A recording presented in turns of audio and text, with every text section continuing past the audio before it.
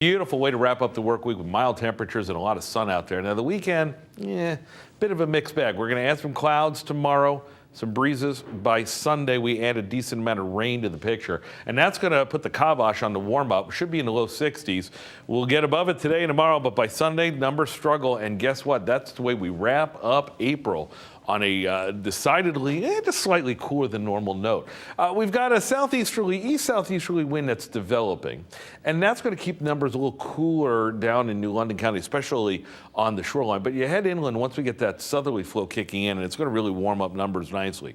There's your trouble. It's been kicking up a lot of dust across the Midwest, the Mississippi Valley, the last 48 hours, a lot of tornadoes from this system. There's a severe weather risk way down south. Look at all the rain that's pouncing on New Orleans, Baton Rouge this morning. The severe weather potential is across the deep south. By tomorrow, it starts to push a little closer to the Carolinas and the Virginias. Now, are we going to get anything severe on Sunday when this front arrives in Connecticut? Let's talk about it. Split weekend on tap with, again, sunshine leading to dry conditions. Listen, if you're going out today or tonight, dinner outside, highly recommended. Tomorrow, more in the way of clouds, but it's dry if you want to get some gardening done. Look at this. There's some strong thunderstorms pushing into D.C., Maryland, into central Pennsylvania. By the time this front arrives here, we get some heavy rain and maybe a couple of thunderstorms in it. We'll keep an eye on the intensity. You should as well. But right now, we're thinking it's going to stay below thresholds. That said, it's a lot of rain, especially Sunday morning through afternoon. It tapers off later in the day.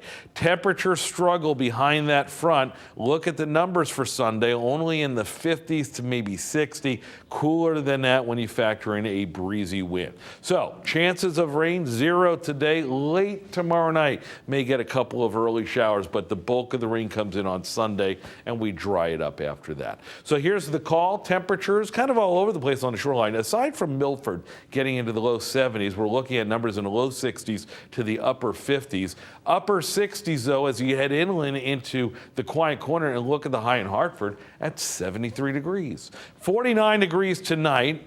69 for tomorrow, and then we hold the temperatures around 60, give or take 1 or 2, as we go into the last days of April. Mostly dry, but temperatures a little left to be desired.